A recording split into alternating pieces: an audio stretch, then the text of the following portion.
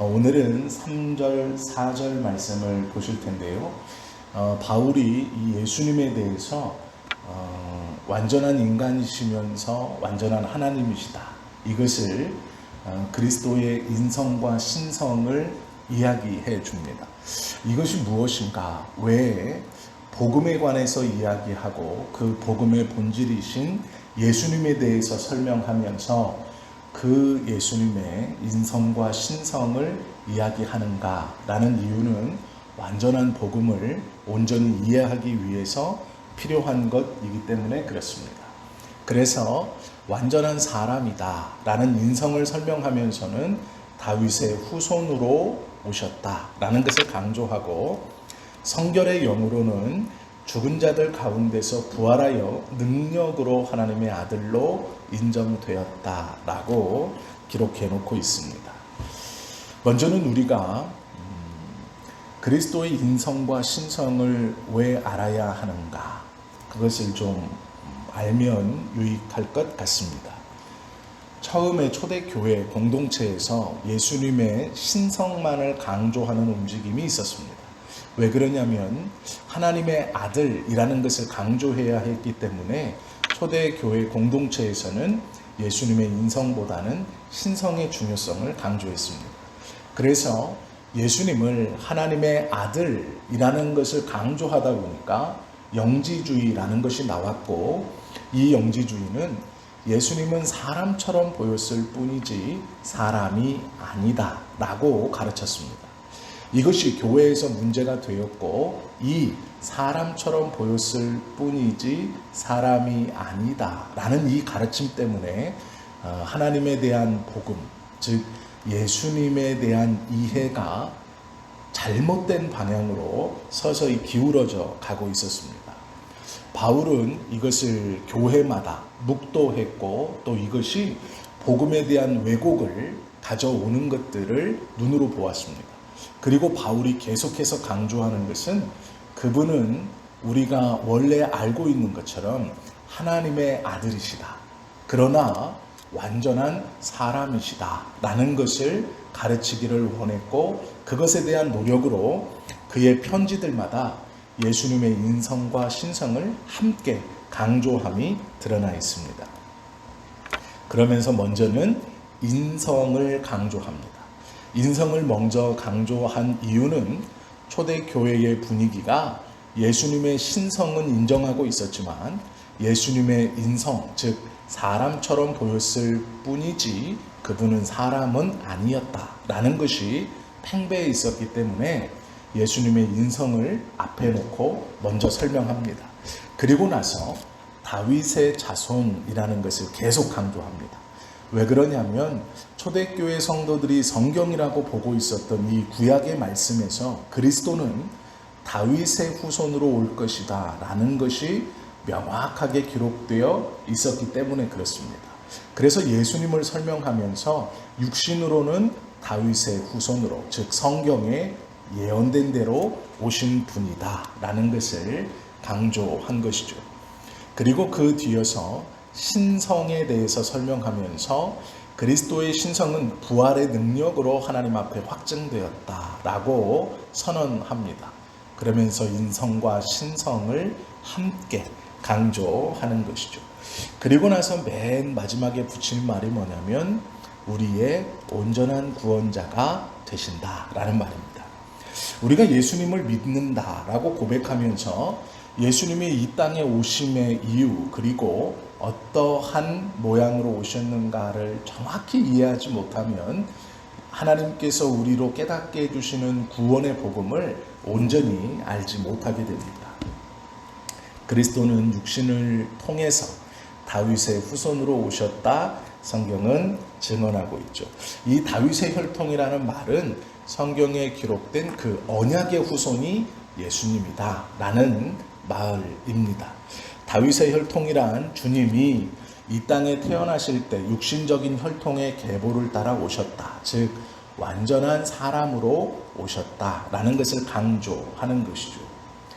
다윗의 후손이란 말은 그 안에 온전한 인성, 사람으로서 계신다 라는 것을 강조해 주는 것이죠. 다윗의 후손으로 이 땅에 메시아가 올 것을 예언한 것이 구약의 성경이기 때문에 이 다윗의 후손으로 오셨다는 것은 그 약속된 메시아가 예수님이다 라는 것을 강조하는 것입니다. 그리스도께서 다윗의 혈통으로 태어나신 일은 하늘에서 이 세상의 사실을 가리킨 말씀입니다. 이게 무엇이냐면 그리스도가 정말로 이 땅에 살아가신다라는 것입니다. 사람과 완벽한 사람으로 살아가시면서 우리의 마음, 우리의 슬픔, 우리의 아픔을 다 이해하신다라는 것이죠. 그리고 성경은 분명히 말씀이 육신이 되어 오셨다라고 예수님에 대해서 증언하고 있습니다. 다윗의 후손이라는 것을 강조하면서 그리스도의 인성을 강조하고 또 성결의 영으로는 부활의 능력으로 그리스도이심을, 하나님의 아들이심을 보였다, 인정되었다, 선포되었다 이렇게 선언하고 있죠.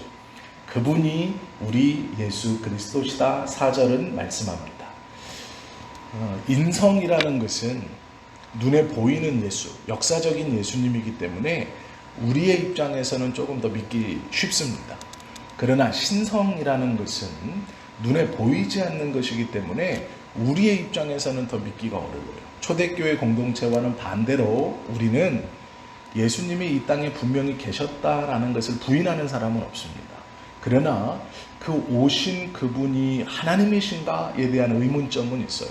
그러나 초대교회는 반대로 신이 아니면 믿을 것이 아니었기 때문에 예수님의 신성은 덮어놓고 믿은 거예요. 예수님은 신일 거야.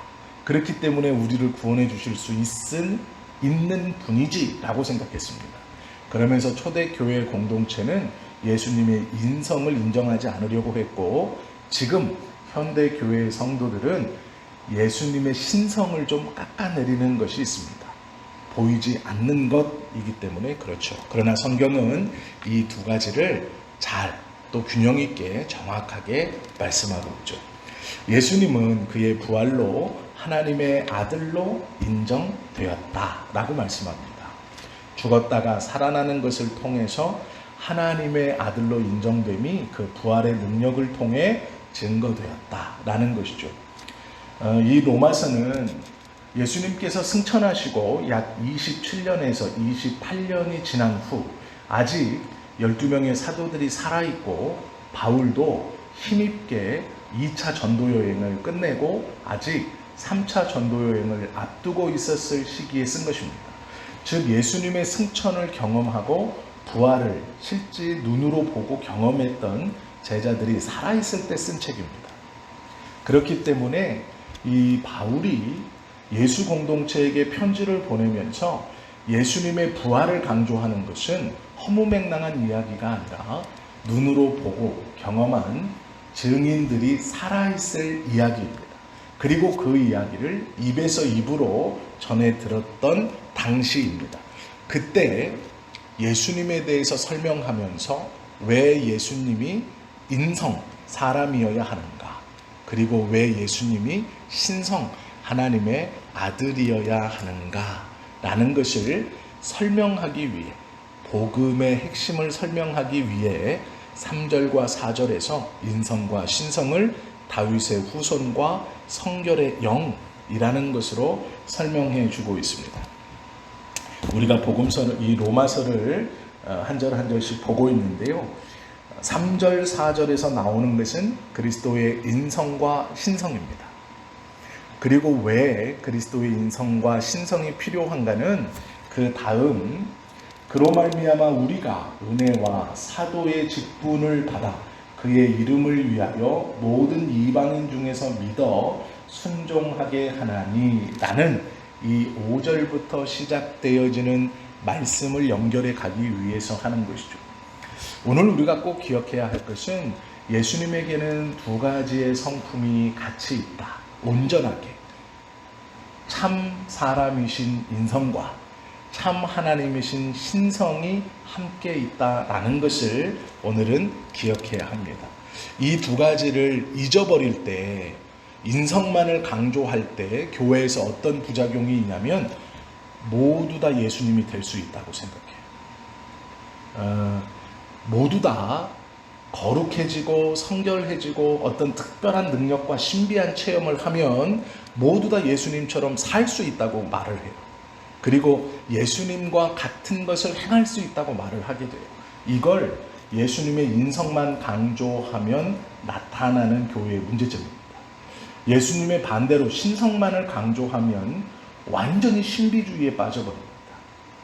예수님께서는 사람처럼 보이셨기 때문에 신비한 것만을 쫓아가요. 방언, 무슨 체험, 어떠한 것, 그것만을 쫓아갑니다. 어떠한 것 하나를 강조하면 그것에 대해서 지극히 성경적이지 않은 잘못된 신앙의 형태들이 우리에게 보여집니다. 그리고 그것을 통해서 우리의 신앙이 균형 잡히지 않고 한쪽으로 치우친 잘못된 신앙관을 갖게 되죠. 복음에 나타난 하나님의 아들의 이름, 이것은 인성과 신성을 함께 가지고 있는 예수님에 대해서 설명해 주는 것이고, 이 인성과 신성을 우리가 함께 이해하고 붙들 때 하나님께서 우리에게 성경을 통해 들려주신 예수님에 대해서 바로 이해할 수 있습니다. 예수님은 하나님이시고 우리와 똑같은 인간, 사람이셨다라는 것을 믿고 있을 때 그리스도를 통해 우리에게 베풀어 주신 이 복음의 신비를 믿을 수 있는 겁니다. 인성과 신성은 우리의 상식이나 우리 어떠함으로 두 가지를 함께 소화시킬 수 있는 것이 아닙니다. 내 안에 내주하시는 성령께서 복음을 받아들인 자에게 믿게 해주시는 하나님의 은혜입니다. 그러므로 우리는 이 두 가지 중 어떤 것도 소홀히 여기면 안 됩니다. 그렇다고 해서 예수님에 대해서 오해하거나 곡해할 필요도 없는 것이죠. 오늘 3절 4절 말씀에 보면 예수님의 인성과 신성이 함께 하시는 그분은 하나님이시면서 사람이시다.